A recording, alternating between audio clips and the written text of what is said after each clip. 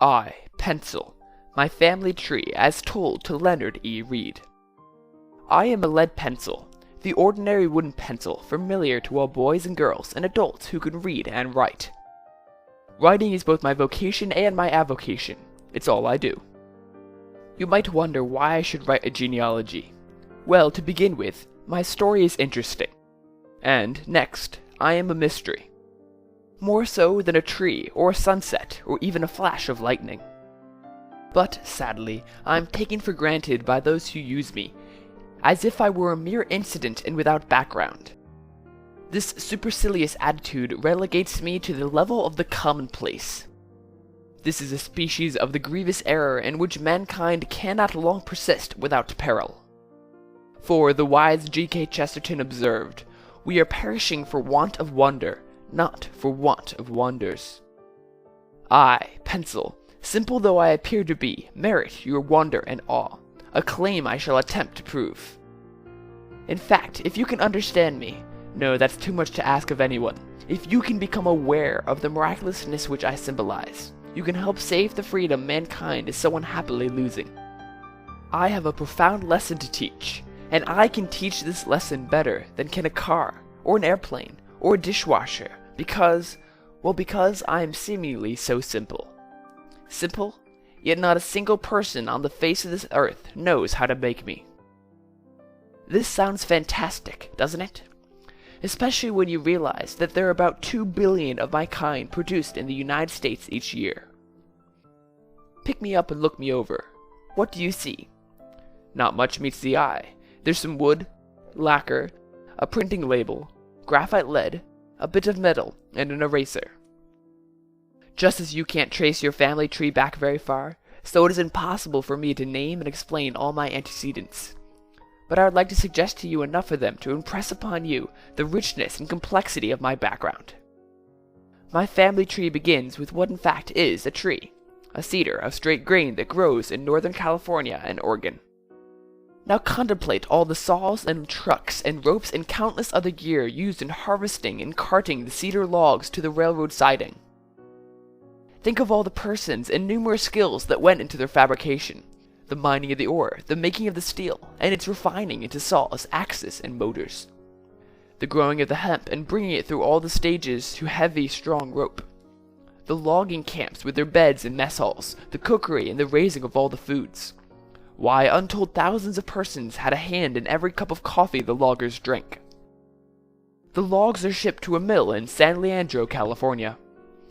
Can you imagine the individuals who make flat cars and rails and railroad engines, and who construct and install the communication systems incidental thereto? These legions are among my antecedents. Consider the millwork in San Leandro. The cedar logs are cut into small pencil-length slats, less than 1/4 of an inch in thickness. These are kiln-dried and then tinted for the same reason women put blush on their face. People prefer that I look pretty and not a pallid white. The slats are waxed and kiln-dried again. How many skills went into the making of the tint in the kilns, in supplying the heat, the light, and the power, the belts, the motors, and all the things a mill requires?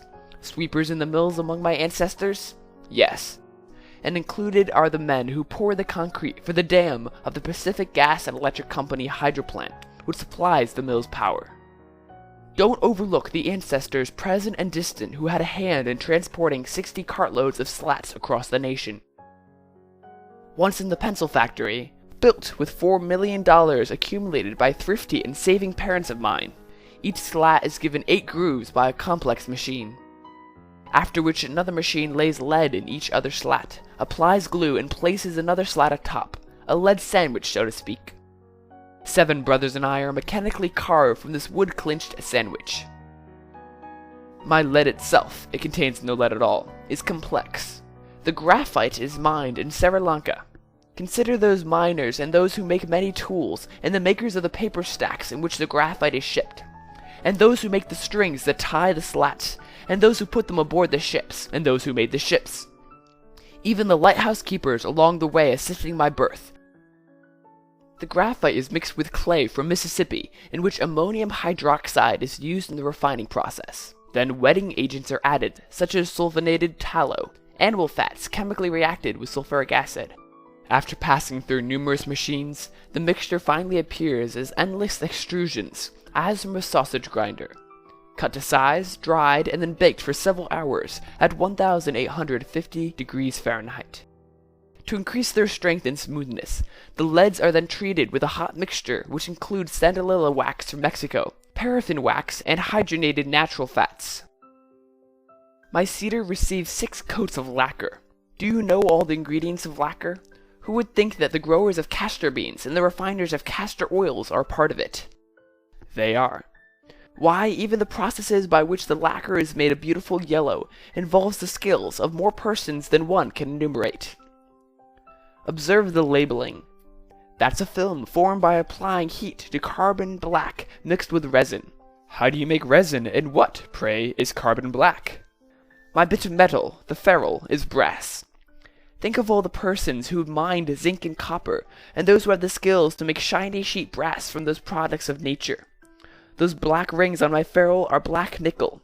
What is black nickel, and how is it applied? The complete story of why the center of the ferrule has no black nickel in it would take pages to explain. And then there's my crowning glory, and elegantly referred to in the trade as the plug. The part man uses to erase the errors he makes with me. An ingredient called factus is what does the erasing. It's a rubber-like product made by reacting canola oil from Indonesia with sulfur chloride. Rubber, contrary to the common notion, is only for binding purposes. Then too, there are numerous vulcanizing and accelerating agents. The pumice comes from Italy, and the pigment which gives the plug its color is cadmium sulfide. Does anyone wish to challenge my earlier assertion that not one single person on the face of this earth knows how to make me? Actually, millions of human beings had a tiny hand in my creation, no one of whom even knows more than a few of the others. Now you might say I go too far in relating the picker of the coffee berry in far-off Brazil and food growers elsewhere in my creation, that this is an extreme position. I shall stand by my claim. There isn't a single person in all these millions, including the president of the pencil company, who contributes more than a tiny, infinitesimal bit of know-how. From the standpoint of know-how, the only difference between the miner of graphite in Sri Lanka and the logger in Oregon is the type of know-how. Neither can the miner nor the logger be dispensed with, any more than can the chemist at the factory or the worker in the oil field, paraffin being a byproduct of petroleum. Here is an astonishing fact. Neither the worker in the oil field, nor the chemist, nor the digger of the graphite, or clay, or any who mans or makes the ships or the trains or the trucks, nor the one who runs the machine that does the curling of my bit of metal, nor the president of the company performs his job because he wants me. Each one wants me less, perhaps, than does a child in the first grade. Indeed, there are some among my vast multitudes who never saw a pencil, nor would they know how to use one. I am not their motivation. Perhaps it's something like this. Each of these millions of people sees that he can exchange his tiny know-how for goods and services or money. There is a fact still more astonishing. The absence of a mastermind, of anyone dictating or forcibly directing those countless actions which bring me into being. No trace of a person can be found. Instead, we find the invisible hand at work. This is the mystery which I earlier referred. It has been said that only God can make a tree. Why do we agree with this? Is it because we realize that we ourselves could not make one? Indeed, can we even describe a tree? We cannot, except in superficial terms. We can say, for instance, that a certain molecular configuration manifests itself in a tree. But what mind is there among men that could even record, let alone direct, the constant changing in molecules that transpire in the lifespan of a tree? Such a feat is utterly unthinkable. I, pencil, am a complex combination of miracles. A tree, zinc, copper, graphite, and so on. But to these miracles which manifest themselves in nature, an even more extraordinary miracle has been added. The configuration of creative human energies. Millions of tiny know-hows configuring naturally and spontaneously in response to human necessity and desire, in the absence of any human masterminding. Since God can only make a tree, I insist that only God can make me.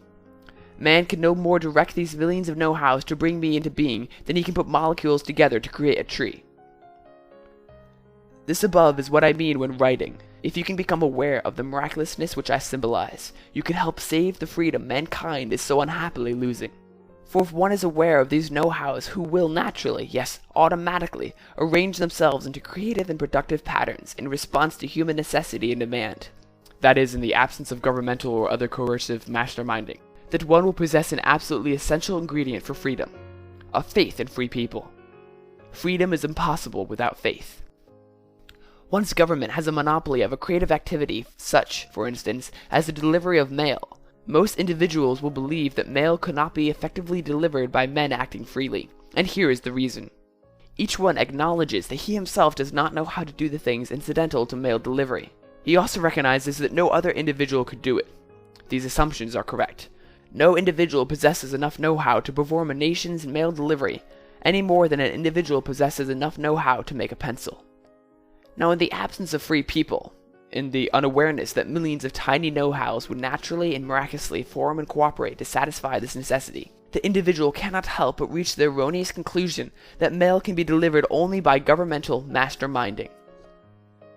If I, pencil, were the only item that could offer testimony on what men and women can accomplish when free to try, then those with little faith would have a fair case.